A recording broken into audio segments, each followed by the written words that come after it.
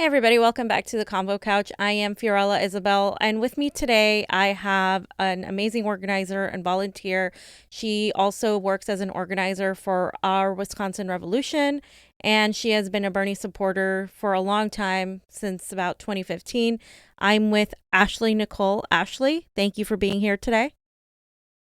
Thanks for having me. This is a very tumultuous time. We are seeing the fall of the empire, so to speak. We are also seeing a lot of people rise up and stand up for their rights because they're getting screwed by our own government, by people who were there to help them.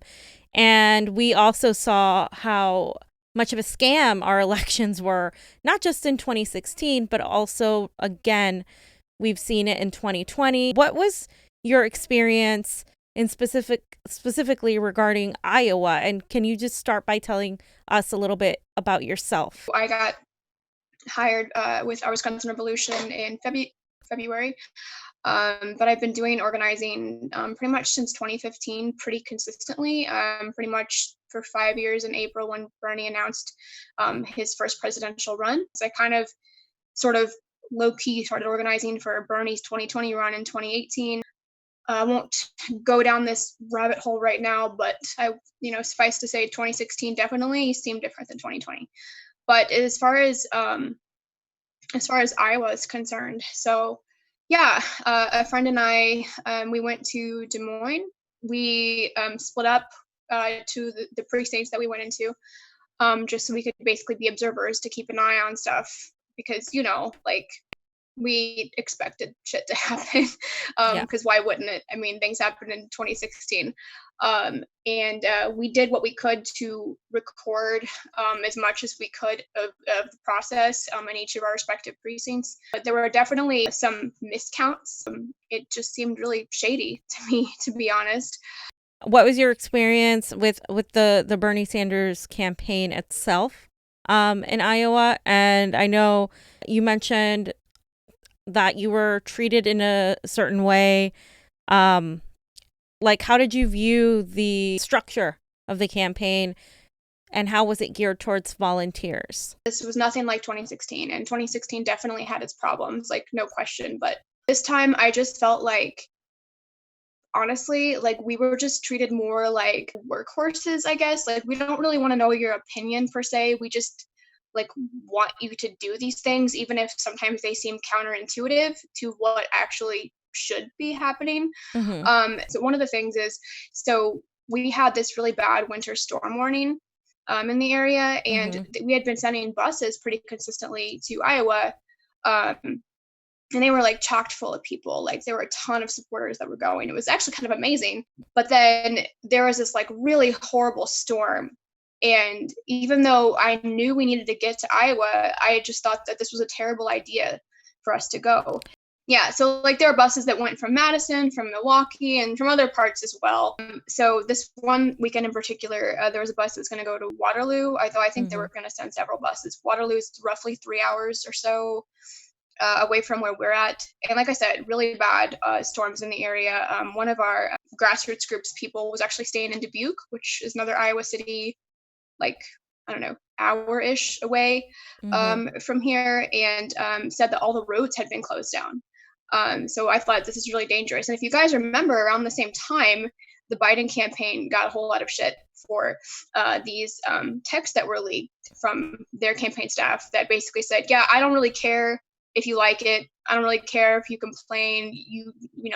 We have to go canvas because this is like, I can't remember if it was the last weekend or the 2 weekends before, but it was like right up the time, and they got a lot of like shit for it, which they rightfully should have, Mm-hmm. because it was dangerous. But the same thing was happening in the Bernie campaign, at least where I was at, because like I actually sent them a text. It says, "Hi Weston, my friends are signed up for the bus from Madison to Waterloo tomorrow, but to be honest, we're genuinely concerned about the weather conditions. Waterloo literally has a winter storm warning until 6 p.m. tomorrow night, and Madison has one through mid-morning tomorrow.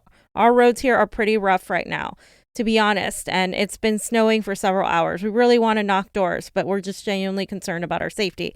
Can you just tell me if there are any updates?" And the person said, "As of right now, the bus is still running. Our plans are if conditions are good, to send people door knocking. If at any point they deteriorate, we have in-office activities planned to keep people out of the weather. Safety is our top priority. And then you said, are there any plans for if the roads are not safe to leave the city at a reasonable hour? Will the canvassers have somewhere to stay?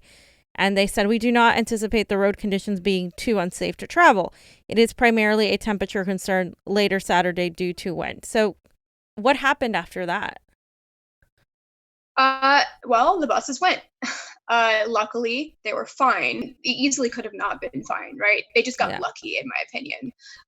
Like I thought it was a really terrible idea. Like the roads were shut down in several places. Like, I think that same weekend, granted it was in Missouri, but general Midwest area, like a plane had like slid off the runway because the whole Midwest just had these horrible winter storms. It was just bad, and it was just dangerous. And they had no contingency plans whatsoever. Just do in-office activities. I'm like, okay, well, we could all just stay home for that and phone bank. Like, you know, it's in the Midwest, that kind of stuff can get worse overnight, and the roads can, you know what I mean, ice over. And then what are you gonna do? You're gonna put sleeping bags down in the office, or do you have places for people to stay? But they didn't have any of that, and I just really felt like they didn't care.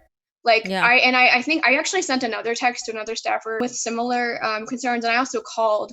I just kept getting the same thing, and I was pretty upset. Like I said, luckily they were fine. There were buses that didn't even show up, but they just randomly didn't show up. Like, it wasn't like they canceled them or anything. They just, a bunch of volunteers were there, and then the buses just weren't there. So what were the volunteers doing? Were they just left in the cold, or were they trying to figure out? They were just left in the cold. I mean, they all met downtown, and a bunch of them just, I mean, I wouldn't have done it personally, but there were a number of them that got in their cars and just went separately to Iowa since the buses didn't show up. That just shows a dedication. Right. To volunteers. I just really felt brushed aside, and I really felt like, hey, our lives could be in danger here. This is pretty dangerous. And I just felt like they just didn't listen, and it was like pretty upsetting to be honest. Oh, there is a letter that you sent me as well, and I know about this because I kind of was involved in this situation, not even by choice necessarily in the beginning. It was just, I never thought it would be such a big deal. You have this letter to Claire Sandberg, who was the national organizing director for Bernie Sanders. So it says, February 1st, 2020, on Friday, January 31st, campaign volunteers Ashley Hudson, Fiorella Isabel, and James Braun were relentlessly harassed by Bernie Sanders campaign staff and other unknown actors seemingly connected with the campaign. We became primary targets of a swift, coordinated harassment campaign. The treatment to which we were subjected was not only unprofessional, but beyond a shadow of a doubt, abusive. It started when Francis King, a staffer in Dubuque, Iowa, contacted James expressing urgency regarding the matter of filling several precinct captain positions in the area. Recognizing Ashley's widespread network of Bernie supporters, James asked Ashley if she could help the campaign fill those positions. On the call, the volunteers asked for a list of available positions. Francis seemed excited and provided the list so that volunteers could put the word out. Not once did Francis mention the word, quote, confidential, nor did she discuss any restrictions on the distribution of the information. Upon receiving the list, Ashley contacted Fiorella, who has an extensive network of Bernie supporters, and asked for her help. Fiorella created a tweet asking for help filling the positions, and shortly after the tweet was made, all positions were apparently filled. And I'm just going to go ahead and read the tweet really quickly. Breaking. Just got word the Sanders campaign has several uncovered precincts in Iowa. This means that there are caucus locations with no trained Bernie volunteers. A precinct captain is in the room on caucus night. Reps Bernie knows caucus rules and updates on numbers. They need help. And so within minutes, of course, that tweet got a lot of traction. It became this huge mess shortly afterward. Minutes later, Francis contacted James, telling him that said information needed to be immediately removed from social media. James contacted Ashley, who patched in Fiorella on a three-way call. Minutes into the call, Fiorella, James, and Ashley all began receiving phone calls, texts, emails, and social media messages for about 90 minutes straight, many of which were less than a minute apart. Fiorella received a barrage of public comments, many from unknown actors, badgering her to remove the tweet. Some of these unknown actors alluded to being connected with the campaign. In addition, Dubuque staff did not even know Fiorella or Ashley, yet somehow they and several others managed to obtain their personal contact information within minutes. The majority of the calls and texts were from unknown numbers, but several were from friends and acquaintances of Ashley, James, and Fiorella. Indeed, the campaign took it upon themselves to exploit the trust of our personal friends and, in at least one known instance, actually spread misinformation. Specifically, one of our friends contacted by the campaign was told that in addition to Fiorella, Ashley also created a post on social media, a statement that is patently false. The speed at which the campaign reached what felt like nearly everyone we know was honestly alarming. We each felt threatened, devalued, and disempowered, afraid. Ashley even considered calling the police. As ardent Bernie supporters and some of his strongest volunteers, we know that the senator would have never authorized this intimidation campaign. Indeed, it is Senator Sanders that empowers us to stand up and fight for what we believe in, not cow to bullies packing the kind of punch that only institutional power can bring. It is Senator Sanders that instilled within us the value of prioritizing justice over order. What happened to us was completely unacceptable and flies in the face of everything for which the Bernie Sanders campaign claims to fight. Frankly, this kind of behavior is insulting, and not just to those of us victimized by it, but to every volunteer sacrificing time with their loved ones, donating their last dollars, and prioritizing the movement over priorities in their personal lives. But the most significant consequences are not even felt by those of us contributing our blood, sweat, and tears to the campaign, but instead by those who cannot fight for themselves. As such, on behalf of ourselves and the downtrodden for whom we are claiming to fight, we demand a formal apology from the Bernie Sanders campaign. If we cannot even hold our own accountable, how can we expect to do so with our adversaries? That basically explains it for everybody. That's pretty much what happened. Ashley, I just want to hear your side of the story before I even give mine. I do recall that there was incessant calling, like nonstop, and it really put you in a situation where you felt targeted, harassed, unsafe, things that you didn't really want to feel from the campaign that you were fighting for. Right. Yeah. It was just, honestly, at first it was annoying.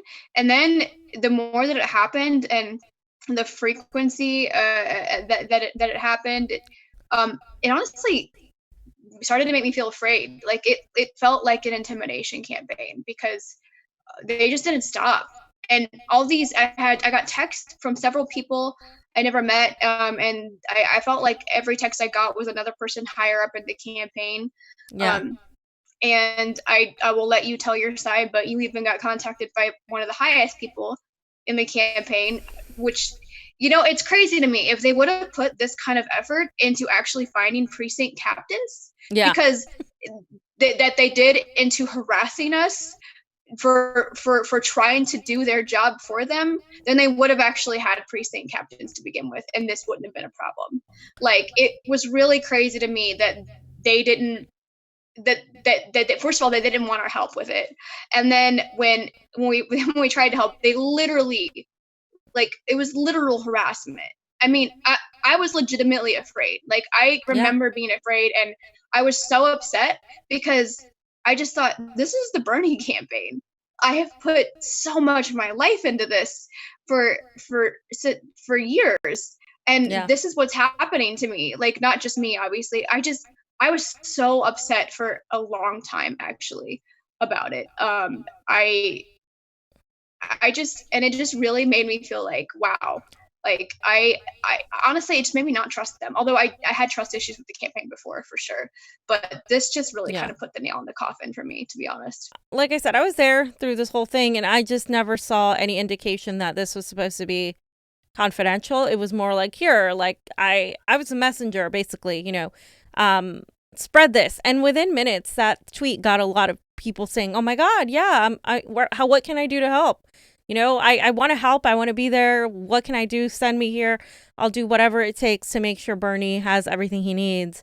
And it was these specific areas that we were talking about. And the funny thing is that in retrospect, we have learned that the Sanders campaign, one of their main faults was being all about optics over action. And this pretty much falls in line with that, because it didn't matter that those positions needed to be filled. All that mattered was that they didn't look bad. because all the messages that I got from a lot of people, whether they were volunteers, field organizers, whatever position they held, all the way up to Claire Sandberg, who contacted me, it was not even asking really, but demanding that I censor myself and that I take that down. And to me, it's like, would you ask any other, journalists to take this down? Or did you just feel that you could do that because I'm a Sanders supporter? Or did you feel like it's so like inclined because maybe I'm not the New York Times that you could just really come on in and ask me, oh yeah, you need to take that down, or demand, like, you need to take that down right now, multiple times, calling me, not even calling me, calling everybody else to get to me. Literally, I found out that they finally got my number from one of my friends here who was working as a canvasser for the campaign, and they felt obligated to give them my number because they felt like they wanted to be in good terms with the campaign. And it is that sort of manipulation, that emotional manipulation, that emotional, oh, you're hurting Bernie's campaign by not taking down this tweet. And I would just get so much hate mail, like, I can't believe you're doing this, da da da da, you're making this look bad. I don't care about making them. If you're not doing your job, if you're really not doing what you're getting paid for, especially some of these higher up people in the campaign who got paid so much of everybody else's hard-earned dollars to do jobs, and they're not doing their jobs, well, I don't really see how that tweet is hurting. It literally, people were, okay, how can I help? And it really highlighted the fact that, okay, we wanted help. They used this idea that it helped Joe Biden. They used it, everything, like they try to turn it around and gaslight and say that we were hurting the campaign when all we were trying to do is help people and help that field organizer. And it was something that got resolved within minutes. Like you said, it was resolved. And not only that, there was a point where you mentioned how you were volunteering there and those buses got diverted. Can you tell me more about that? Because there was buses that were diverted to the exact locations that were supposed to be there, if you recall. And they initially were like, no, we don't need anything. That's not true. We're fine. But then they rerouted a group of buses that was supposed to go somewhere else, and they made them all go, I believe it was Dubuque. The gist of it is there were these large buses full of Bernie volunteers. I believe that they were University of Chicago students, if I remember correctly. But there were, I think, one or two buses full. Yeah. I think that they might have gotten diverted to Dubuque. But it was the city. It was the city that basically just didn't have the captains and like didn't have their like shit together, even though like they said, oh, we've got this, it's fine, but last minute the buses got rerouted, and I was just like, wait, what? You know what I mean? Like, I don't even know if people on the bus knew that they were getting rerouted. I mean, maybe they did. Did anybody reach out to you and try to apologize on behalf of the campaign? No. Okay. No. I mean, that's no way. That would have been nice. I mean, I would have. I wouldn't necessarily feel the need to be vocal about this. Maybe if they would have actually apologized and it was sincere, but no, nothing. And actually, the only thing that happened was more chastising, which was just, well, you shouldn't have done it. Well, and I'm like, first of all, I didn't put up the tweet. And even if I did, like, first, so I like, they were basically telling me that to demand that you take down the tweet. I'm like, first of all, I don't control be in control of me. Yeah. I don't control other people. I'm not your lackey, right? Yeah. And even if I did, like, I mean, first, like, I'm not gonna do it, like, right, because it's stupid. And they were just like bullying us. They were like bullying us like so much. And here's the thing, at the end of the day, like, regardless of the merits of whether or not we shouldn't have done it, like, I'm still of the mindset that what we did was right. But even if you disagree and you think that it was bad and it whatever helped the other campaigns, even if that were the case, in no way did it merit the kind of treatment that we received from them. Like, it was was beyond. bullying. Yeah. Bullying is like being nice, honestly. It's It's an being nice understatement. about it. Yeah. Like, it's an understatement. Like, there's nothing that we could have done that would have merited that response. Even if we did do something wrong. Like, that was insane. And I just remember being afraid. Like, I've never been afraid like that before when it comes like, and I couldn't believe I was afraid of people like in the campaign and like, or who do they know? Like, how are they going to get to me? First of all, and how did they get, your numbers? That's right.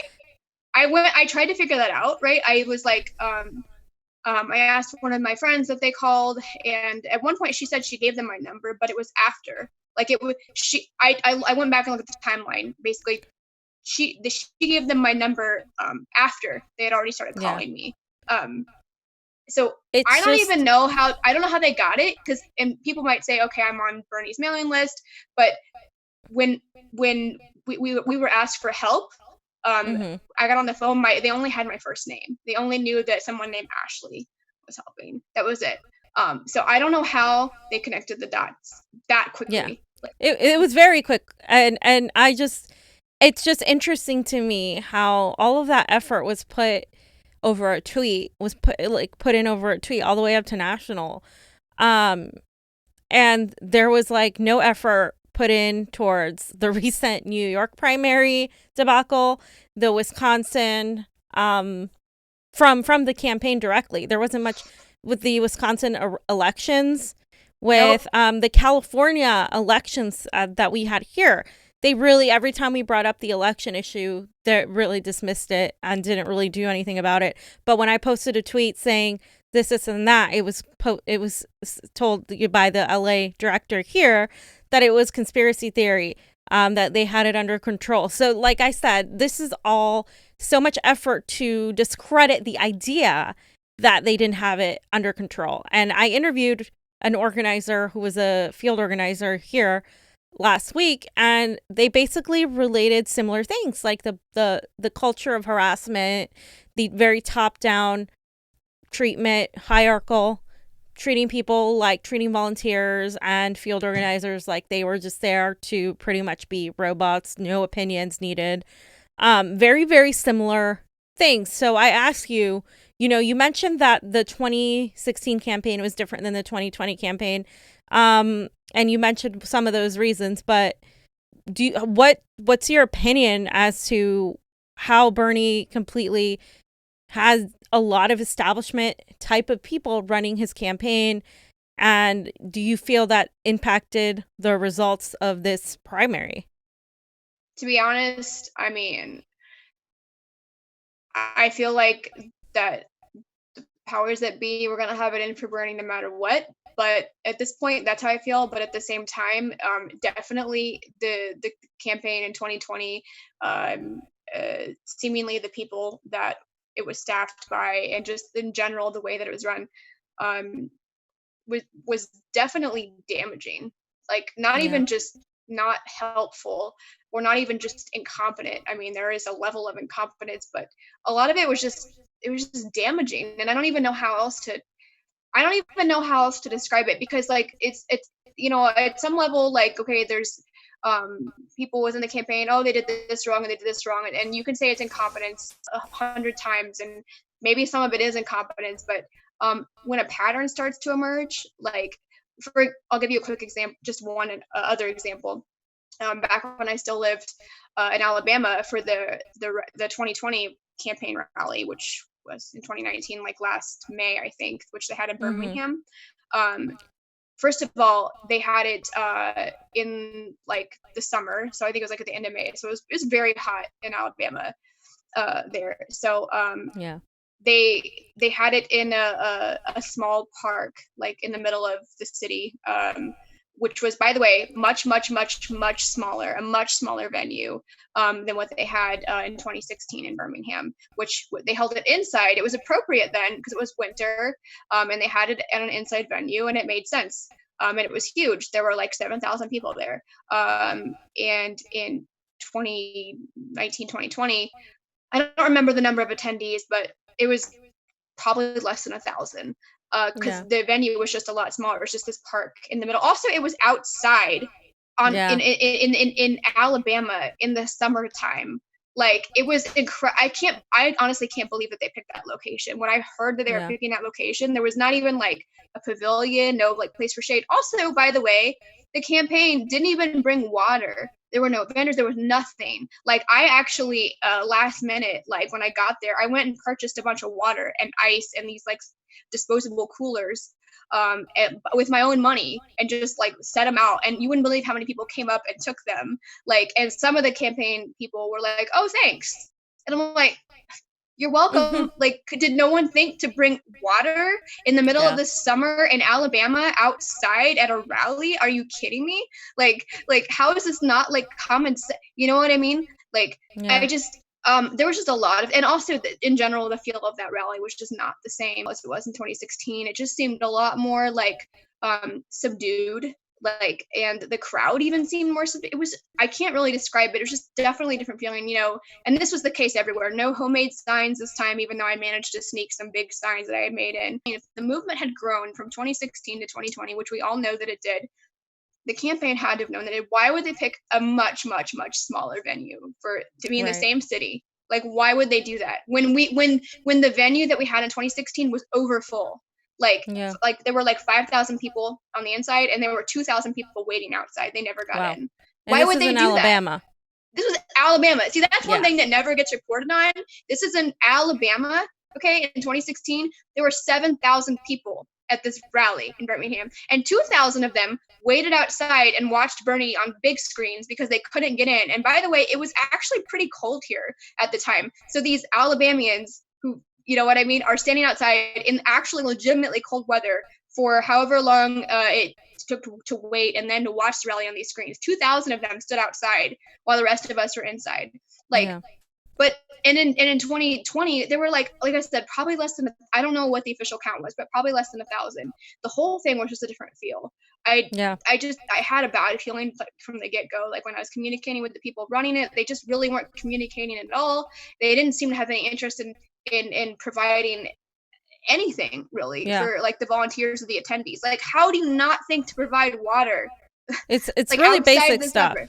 Like, water. I mean, Yeah. it blew my mind, honestly. Regarding Wisconsin, I know you were one of the people, along with some of your people in OWR, who were really following the primaries and were trying to postpone it. That didn't happen. You know, you had the grandstanding by the Democratic governor, but then you had the Republican legislature pretty much pushing for it. You had the Wisconsin Supreme Court deny the extension. Deny the U.S. Supreme Court deny the vote by mail ballot extension.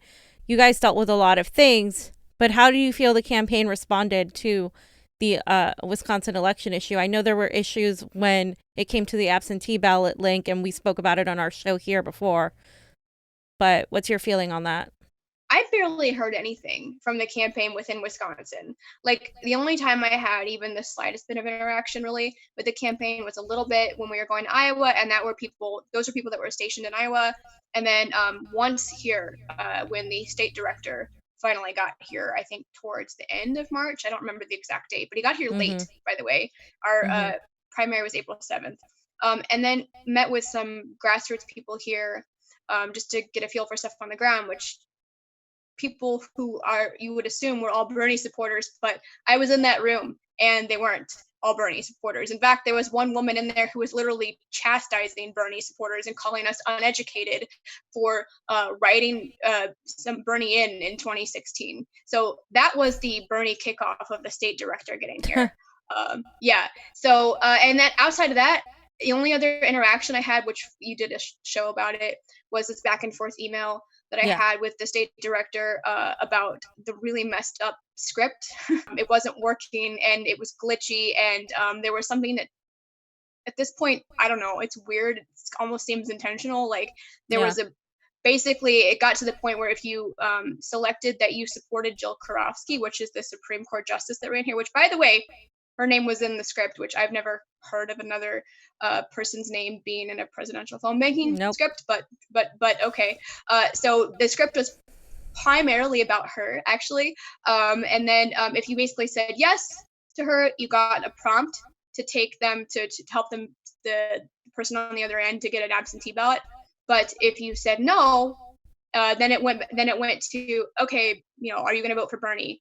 And it just yes or no. But then after that, there was no prompt for absentee ballots, none. So basically, if you said yes to Jill, then you got a prompt. If you said no to her, then Bernie, even if you supported Bernie, you didn't get a prompt to help someone to get an absentee ballot. And I have this all on video, so like it's not a conspiracy theory. I literally took the video with my phone of my computer screen of me clicking through the script because it was so messed up. And I tried telling the state director that, and he just went back and forth, and he just brushed me off.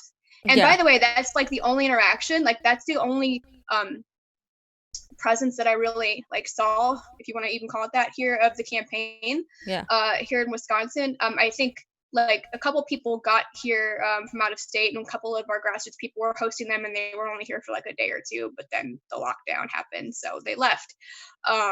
But even then, it was super late in the game. The ground game here was it was exclusively grassroots. Grassroots, and I was part of that, and we had a pretty killer group. We did a lot. Honestly, we were we were the campaign here unofficially, because we did everything that the campaign wasn't doing, which was everything. They weren't doing anything. So well, that's the idea, right? Unfortunately, that the grassroots is there for the campaign. I mean, personally, here in LA, they were not welcomed at all, and they weren't allowed to do very much at all. So a lot of people just stopped doing anything for the campaign because they didn't feel welcomed. Do you feel like Bernie Sanders dropped the ball this time, or do you feel I know he had the establishment against him. Obviously, they all coalesced to really face him. But do you feel like he personally dropped the ball regarding who he had working for him, regarding listening to the wrong people, regarding not really paying enough attention to the election issues? What is your sentiment on that? Obviously, I've been a strong Bernie supporter since 2015, and if it wasn't for Bernie, I wouldn't be involved in any of this. So Bernie has done a lot for waking up this country, and he's done a lot for moving the Overton window and pushing for issues that were not even on the radar even just a couple of years ago. And I'm incredibly grateful for all of that. But at the same time, I'm not a sycophant, and I can call things like I see them. And I would say that he dropped the ball, and I don't think it was just on him. I mean, I think that there were a lot of people that were kind of involved with that. And I think maybe they were actually probably the catalyst. They were probably sort of behind the scenes, really the ones that are kind of maybe doing that. That's just my opinion, right? But ultimately, at the end of the day, Bernie was supposed to make these decisions, and he made the wrong ones. And it really sucks. And honestly, I was really, really angry with him. And at some level, I still am, but I was extremely angry with him the next day, April 8th. Our primary is April 7th, because you guys all saw the Wisconsin fiasco, right? We busted our asses doing everything we could to try to get people absentee ballots, right, despite the situation, and to try to get the election postponed. I mean, I woke up and it's the first thing I did, and I did it until I went to sleep, and that was I slept maybe 5 hours a night, every day, just trying to do that. And the very next day, to suspend your campaign after all these people went out and risked their lives, after all this work we did. I mean, I guess if he was going to do it, he was going to do it. I mean, I still disagree with that, but I mean, the next day, that was a huge slap in the face to so many people here in Wisconsin. Not just a slap in the face. I mean, it was I don't even know. It was really, really incredibly hurtful. If you were gonna do this, you should have done it before today. The next day, after people risk their lives. I don't know. I have a lot of issues with that, and it's not just me. There are a lot of Wisconsinites here who feel the same way. Yeah, and not only that, I mean, it was revealed that he was speaking with Biden, and they had some sort of task force for weeks. So, I mean, he knew he was going to drop out, and he still let this happen. It's really disheartening, to say the least, to see that, how badly it was handled, and how it just seems once again that the grassroots wasn't being listened to and was underappreciated. He endorsed Joe Biden. He went on and was in ads with Joe Biden. I mean, it's full, it's, full force now. Him and everybody else has fallen in line. AOC, Barbara Lee, Pramila Jayapal, everybody is falling in line to endorsing Joe Biden. So let me pose a question to you. Are you willing to vote for Joe Biden in spite of the even more evidence towards regarding his sexual assault allegations, in spite of his record, in spite of the scam of a primary we've had, in spite of all those things? Are you willing to vote for Joe Biden? So is Joe Biden willing to, is he willing to save my family by supporting Medicare for all? I mean, is he? I mean, no. Unlikely. Right. So I'll just say something that I say pretty frequently to people who try to put this kind of pressure on me, that I will support or be kind or whatever to your candidate to the extent that they support or be kind to humanity. So whatever level Biden has been kind to humanity, that's the level I'm going to return. I mean, what else can they expect? These candidates, they just expect us. They act like that we owe. Yeah. We owe our votes to them for one reason or another. We owe it to them. And I just want to say to them, honestly, I just want to be like, okay, well, yeah, we don't owe you nothing. You earn this. Time to, pull up your bootstraps. Like, you know what I mean? Do the work. And you're not doing the work. So I don't know what to tell you. Like, I mean, we don't owe you anything. What a lot of people don't often think about when they when thinking about voting for people is that people running for president are essentially applying for a job, the highest office in the nation. They're the interviewee and we're the interviewers, right? If you want to get the job, then maybe you should actually practice for your interview and actually beef up your resume a little bit. Otherwise, why would you get the job? Like, why would we hire you? And I know plenty of people who applied to that campaign who were more than qualified and did not get hired. So that tells me that it's not just about, it's definitely not about qualifications as much as maybe, from what I'm finding out, who they knew, whose friend was a friend. That's pretty much the establishment. That's how the establishment operates. And you can't run a grassroots campaign with the establishment in the lead. And that's something that we as progressives, the reason I'm having you talk about this and then I'm having other people talk about this is so we learn and we don't continue making the same mistakes over and over again. And just because we love Bernie and we respect him and all the work he's done doesn't mean that he is perfect, doesn't mean he is Jesus. It doesn't mean that he is free of constructive criticism and, and that we can't reflect on what we needed to do. I know that you are also an activist as well. And right now we're having lots of things rise up like the rent strike. What's your opinion on where do we as progressives go from here? I got to be honest. I feel pretty disillusioned by electoral politics. My job is very much based on electoral politics.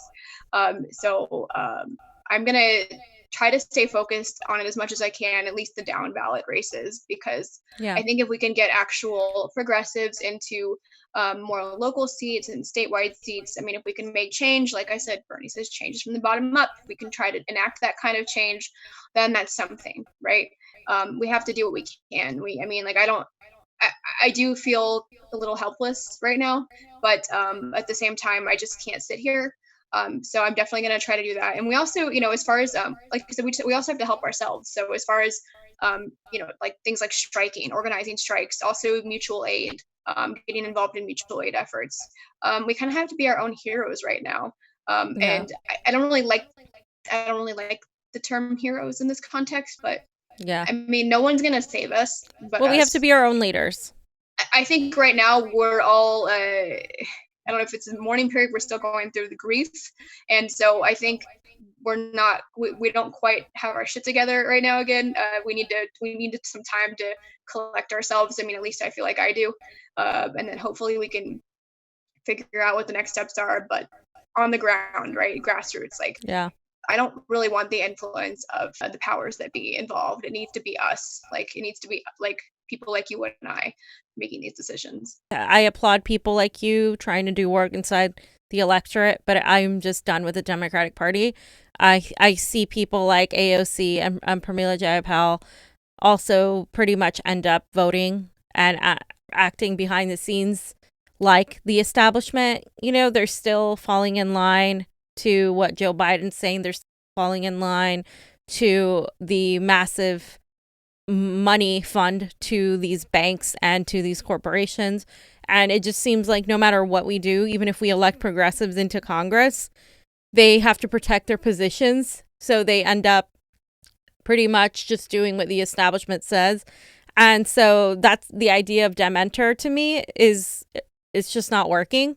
You don't infiltrate the party. You don't push it left. The party pushes you.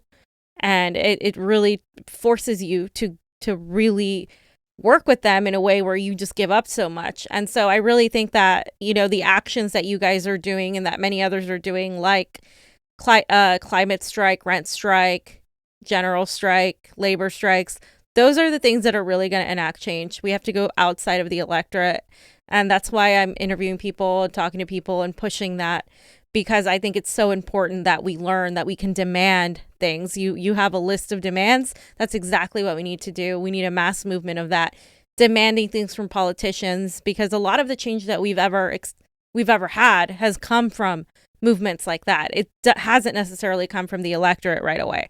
And so I think we need to like realize our power and learn that we can do it that way as well. So I do feel pretty disillusioned by the parties in general, and I don't have a lot of hope, but I feel like that's just one thing that I guess will keep doing. At least that's one of the many things I'll keep doing, but I feel like it cannot in any way be the only thing that we do. Like you said, yeah, we have to organize outside of that too. We have to take our power back, and right now exactly. the parties take the power from us.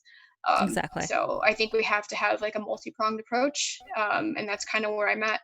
So, Well, Ashley, thank you so much for being here with me today. Thanks for everything you did for Bernie and everything you continue to do for the movement. We appreciate it.